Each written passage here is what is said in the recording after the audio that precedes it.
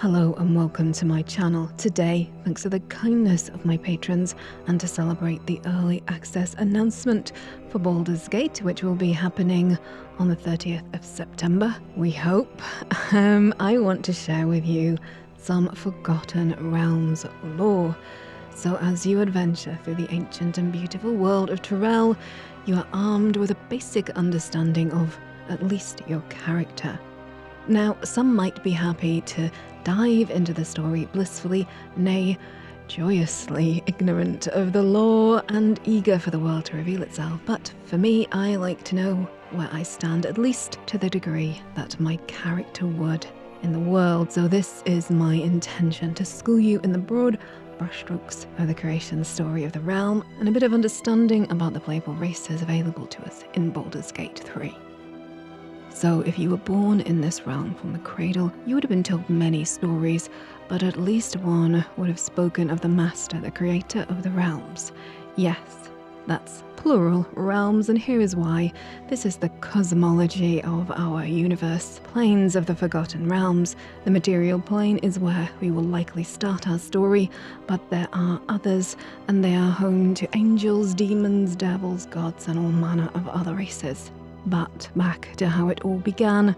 Now for us Terrans, the genesis of the Forgotten Realms mirrors many ancient creation stories with an ocean of chaos and of course a prime mover. In the Forgotten Realms, that creator is often said to be Ao.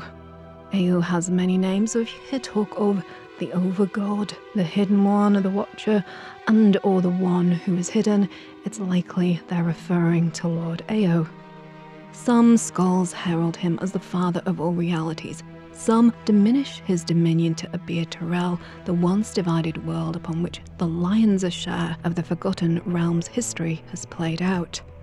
Ao's direct sphere of influence is over the gods greater and lesser, or rather lesser to him. There is an order to the universe, deities and primordials, regardless of their alignment, all of them adhere to it. If they deviate from these spheres of influence or portfolios, the consequences for them could and would often be catastrophic. It is said that Ao can create a god with a mere thought and elevate a mortal to god's status at will. There is likely nothing Ao could not do if he had a mind to, but his gaze is fixed upon the divine, leaving mortals largely to their own devices. Trust me when I say Ao has his celestial hands full, however, just keeping tabs on the host of divine beings in the universe. They are legion with varying powers, influences, and agendas. There are pantheons of Celtic, Greek, Egyptian, and Norse gods assimilated into the reality of the realms, as well as pantheons of deities for each of the player races and NPCs. There are hundreds of named gods born of the original source material for non-pen and paper roleplayers. This is the rulebook, the ever-evolving terms of service by which the rules of the reality for your created D&D adventure refer back to. Now the rules in this D&D holy book can be as mundane as the walk speed of your character to the ever-changing histories of reality itself. Speaking of which, there are older creation stories and myths. Not known to mortals would be the luminous being, arguably the real alpha and omega of all realities, and of which there is little lore and contradictory accounts, as well as a competing creation myth of Jaziran and Ahriman, two serpent gods whose struggle created reality. I'll let you lore nerds argue that one out in the comments below, because the stories and histories of the Forgotten Realms are numerous and often in disagreement. And this is no accident. Having a rigid and well-defined cosmos would be a limiting factor when it comes to player freedom. Dungeons and Dragons is about forging your own stories, and an open, ambiguous world breeds a diversity of narrative and adventure possibilities. But regardless of the singularity who got the universe rolling, gods in the Forgotten Realm are as real as the sword at your belt, and infinitely more deadly. So, to me at least, it would make sense for mortals to avoid these unfathomable beings at all costs, but that is not the case. In the Forgotten Realms, your alignment or devotion to a god dictates the resting place of your soul. And you better hope it's a resting place, because there are some rather unsavory options. Now, if you have seen one of these memes, well, this is the root. Lawful good and evil, chaotic good and evil, neutral good and evil, and true neutral for those who want to stay clear of any moral conundrums.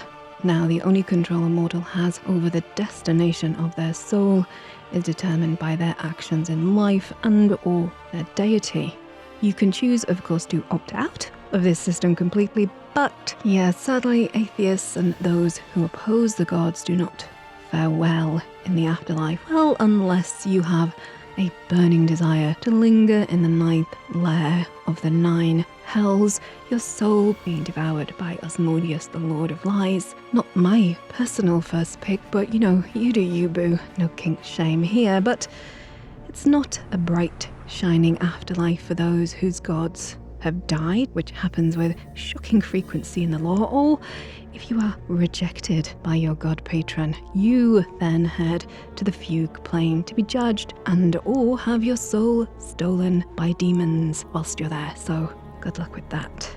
Also good to note as well, gods can be beseeched in life, divine powers granted to their followers and worshippers. A god's wrath can also be inflicted upon a player, so make wise choices, my friends.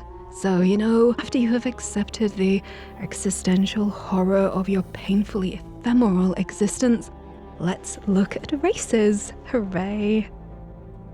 Now, there are over 91 playable races across all of D&D. However, let's drill down a little bit to the races that have been confirmed for Baldur's Gate 3.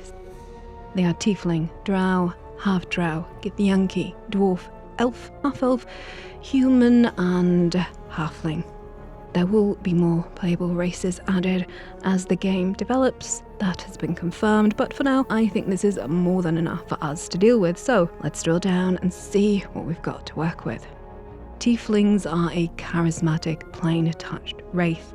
For 5th edition, see this plane? Yep. That's the one. They are often referred to as devil children or spawn, because by curse, by spell, or dalliance with a dashing demon, again, no king shame here, their lineage has been infused with, let's just say, the dark side of the Force. Tieflings are born of human parents. The genetic trait that alters a human child into a tiefling can be dormant for generations, and unfortunately, many born with this affliction are killed at birth. So your life on Toril will likely have been an absolute shit show of race hate. Now, in lore terms, the vast majority of tieflings will trace their origins back to Asmodeus again. Hello, sir. The lawful evil ruler of the 9 hells. This is due to a pact he made with a powerful necromancer spellcaster to gain power, but there are other trait options open to tiefling players in 5th edition, so expect to see some of these in Baldur's Gate 3, if not all. Now, to be sure, these trait lines are gifted from the Lords of the 9 hells and will affect your gameplay, giving you access to different skills and abilities. For example, an Infernal Legacy allows you to use the cantrip or endlessly repeatable, not consumable spell, Thaumaturgy here. With other spells and abilities unlocked from this trait line as you level up your character. Now, despite their ill-fated and dubious origins, tieflings actually do have free will and as such can shape the path of their own destiny. It is actually recommended to play an evil character at least one time through, so, you know, maybe embrace the dark side of the Force just this once. The Drow, also known as Night Elves, no, not those Night Elves, Dark Elves, and or the ones who went below, are as beautiful, elegant, and intelligent as any of elven blood, but their complexions are akin to ebony or granite and hues of grey, unlike their paler, more sun-kissed surface-dwelling brethren. The name Drow comes from the elven word Dahirau, which means traitor. The society resides in the Underdark, the subterranean labyrinths of Toril.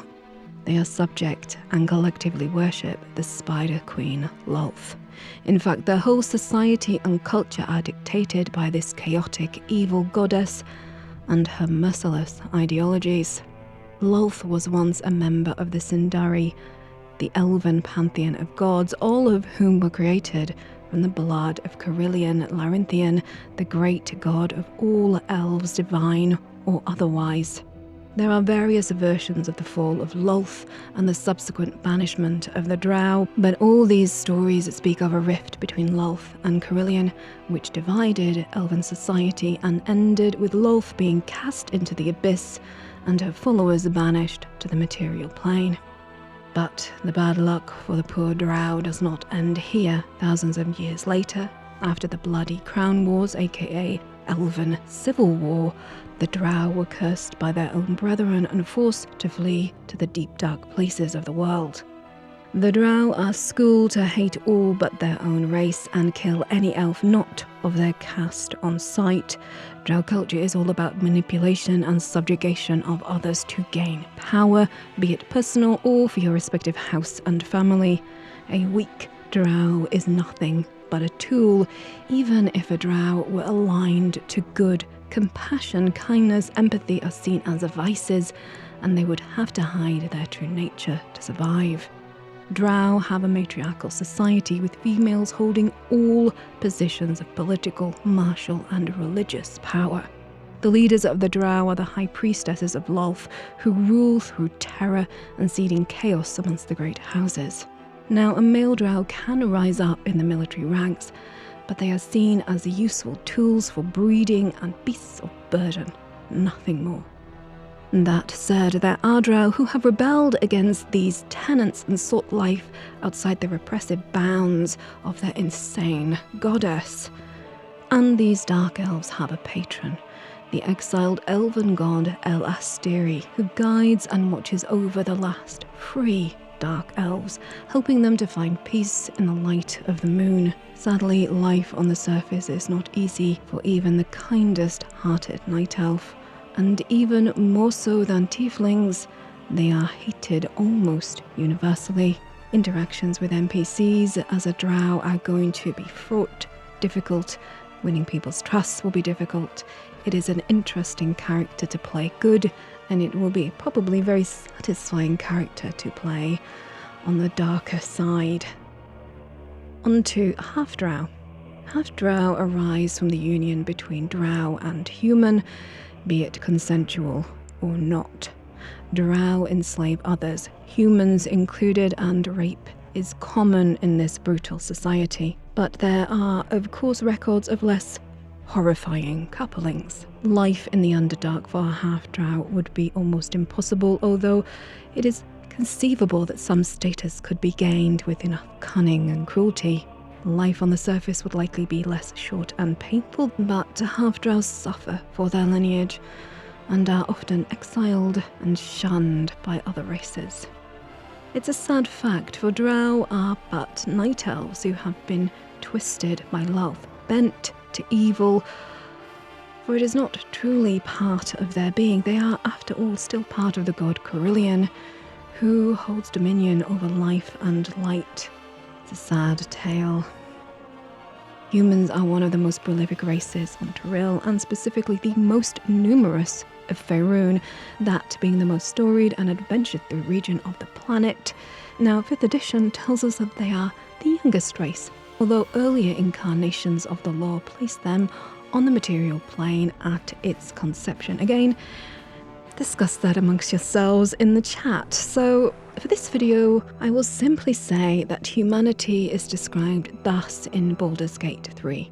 Tenacious, creative, with an endless capacity for growth. Now, I will say that they are adventurous to Captain Kirk levels in their exploration of other races, given the numerous half-races in this world. So you can get along in one way or another with any sapient race.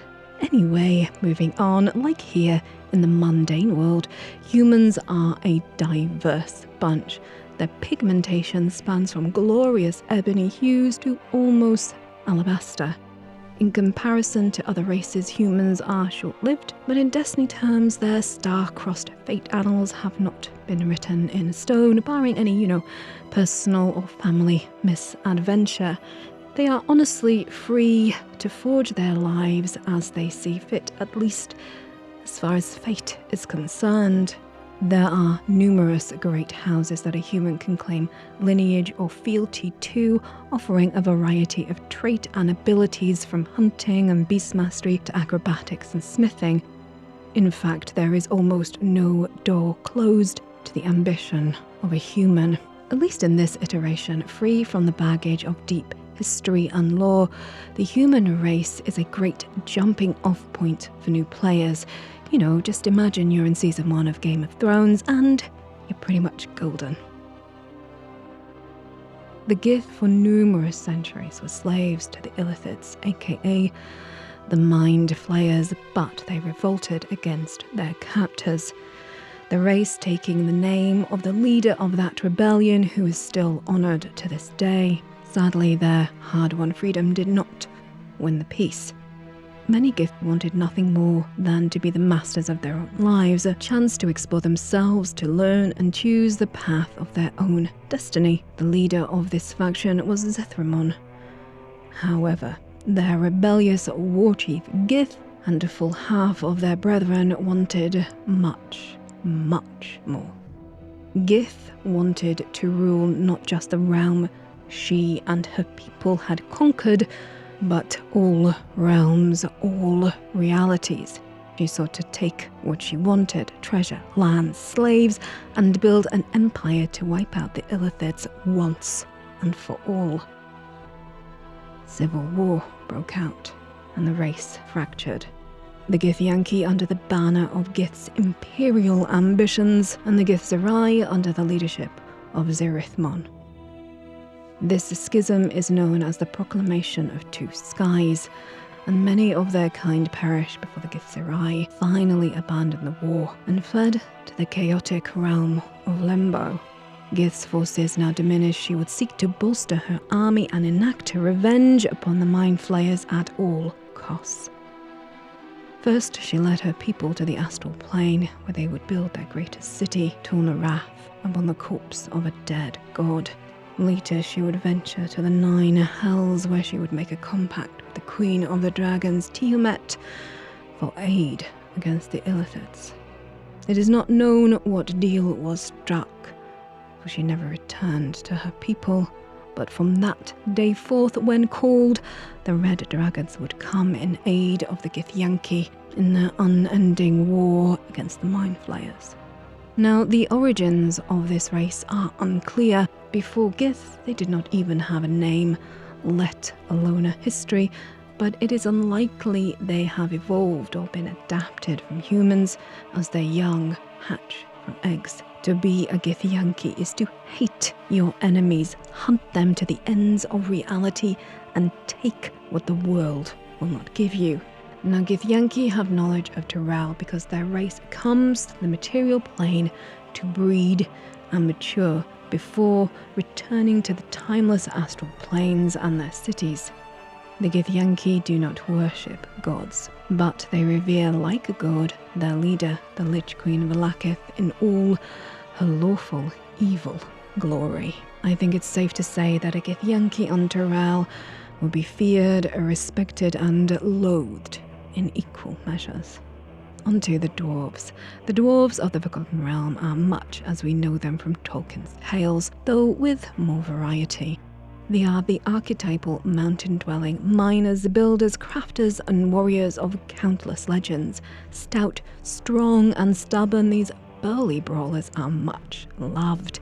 Tradition, clan, and a good tankard of ale is at their core, along with, a love of treasures of the deep. Now there are fallen dwarves, the Durgar of the Underdark, the slavers and raiders of the race, but they are an altered people. These dwarves delved too deeply and were taken by the Mind Flayers of the Underdark and corrupted. In Baldur's Gate 3, there will likely be other sub-classes of dwarves opening up other player options. For example, the hill, mountain and mark of war dwarves could well be included, which would likely offer different traits to change up your gameplay. Being long-lived, their elders reaching past 400 years, few on Tyrell can hold a grudge as long as a dwarf. But they are welcoming to those who honour their word, be it for trade, sharing of artisan expertise, honing their martial skills, or simply wanting to share good cheer and better beer. Their prime god is Muradin, the father and creator of the dwarven race. They are taught to honour him by emulating his principles and workmanship in smithing, stoneworking and other tasks.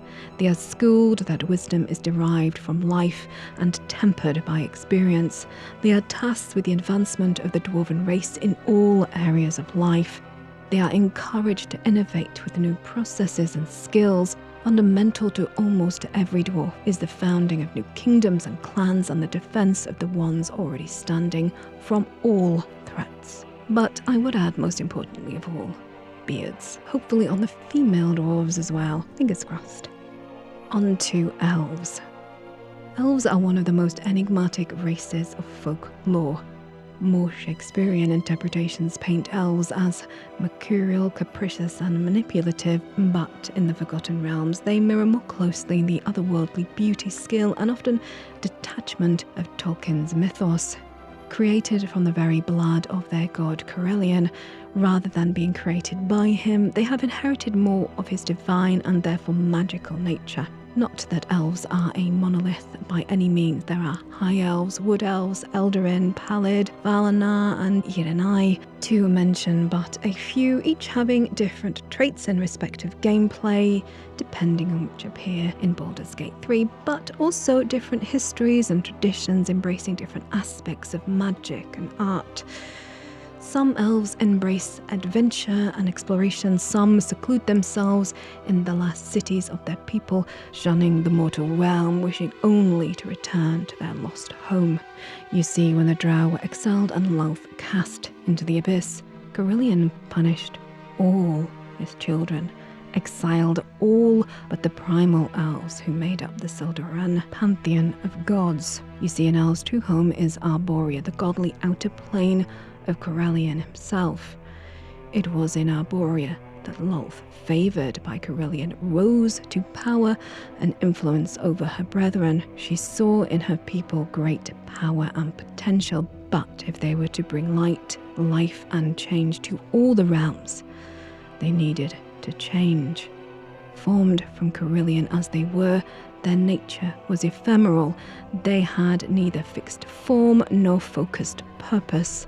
In order to bring about her vision and ideals of reshaping the cosmos, Lolth and her people needed to abandon the fluidity of their form. And that is indeed what they did, taking the shape and aspect of what we would recognize today as the elves. There are two different iterations of this story, but the outcome is the same. The elven people, save the pantheon, were banished to the material plane. Some favoured the Feywilds and made their home there, becoming known as the Eldarin. Others are settled on Tyrell. For 12,000 years, elves held dominion over the material plane, creating great and vast empires. But today, only a few great cities remain hidden. The cause of their downfall was, as we said before, the Crown War, a centuries-long elven civil war. An elf's lifespan is around 700 years, reaching maturity at around 30, but once they have reached adulthood, they do not age, as a human would understand it. Elders of their race, as they reach the end of their lives, feel a yearning to return to Arborea, and will often retreat from the world before their soul returns home. There are older laws which speak of reincarnation and visions of past life as they reach the end, but again, what is canon and what is not? It's a very fluid thing, so we're just going to have to wait and see how Baldur's Gate 3 deals with it. I know about the revelry and it's interesting to Google, so have fun with that. So, onto half-elves who arise from a union between human and elf. Again, humans getting about a bit. And as you can imagine, they often feel caught torn between two very different worlds. They are long-lived for a human, reaching around 200, but short-lived in comparison to their elven kin. They fit neither world very easily, and often, much like the Drow or Tiefling, find themselves exiled and misunderstood, although they do not face the outright hostility and hate of those ill-fated peoples. Now, they do benefit in gaming terms for the duality of their ancestry, which gives them freedom to choose their preferred traits like a human, and dark vision like an elf, which is all very handy. Now, depending on your upbringing, you could know much of the lore of the elves and humans, or none really, and many half-elves seek the solace of the forest or choose to depart their homes for adventure on the open road. How players view half-elves depends on whether they're a pessimist or an optimist. You can feel like you have the best of both worlds with your combined heritage, or you can feel cursed by it. The choice really, fundamentally, is yours. Finally, we come to the often overlooked halfling, which is a damn shame, because even the smallest person can change the course of history, lest we forget. So, if like me, you are an admirer of Samwise, arguably the best character in The Lord of the Rings, I will fight you in the comments. And if you fell in love with the joyous revelry of the Shire and its people, then the Halfling of the Forgotten Realms could well be the perfect avatar for you to live out that epic fantasy. They are brave beyond their measure, this fact being recognised in gaming terms, allowing them to resist fear effects that even a brooding dragonborn warrior would succumb to. They are lucky, or rather resistant to bad luck, so if you roll a dreaded natural 1, D&D's worst nightmare, halflings get a do-over. Now, their history is darker than that of the Shire folk, although if you read to the end of The Lord of the Rings, wasn't included in the movies, the Shire gets screwed over mightily, so, there's some foreshadowing there, because the halflings of Tyrell have faced a real war, suffering in their history, but unlike the bitter millennia-held enmities between the Drow and the elves, halflings, having faced civil war and overcome their corrupted brethren, welcomed the willing back into the fold, giving them a chance to rebuild and redeem themselves. They are kind-hearted and forgiving. They are brave and carefree. They live in the moment and adapt to the world around them. They are the embodiment of live and let live. Seated before a roaring fire, surrounded by good food and good ale, and lost deep in conversation with their companions, this is a halfling's happy place. They do have a love of material things for sure, but more for the joy of sharing the adventure of its acquisition rather than any real avarice or pride in the thing itself. As to their gods, well, they have a pantheon, but Yadala was the creator of the halfling race and matriarch of not only the halfling's pantheon, but the whole race itself. With her charming personality and friendly demure, she was an example to all halflings, who almost all share her curiosity, loyalty, and sense of mischief. The god of luck too, Tamora, is often associated with the small folk because of their seemingly lucky nature. So we come to the end. Now you know a little more about the races, their history, theories of the creation of the cosmos, and this took me 2 weeks to research, because trying to unravel D&D lore is like trying to unpick a fractal. It's fun, but I think I've cooked my brain.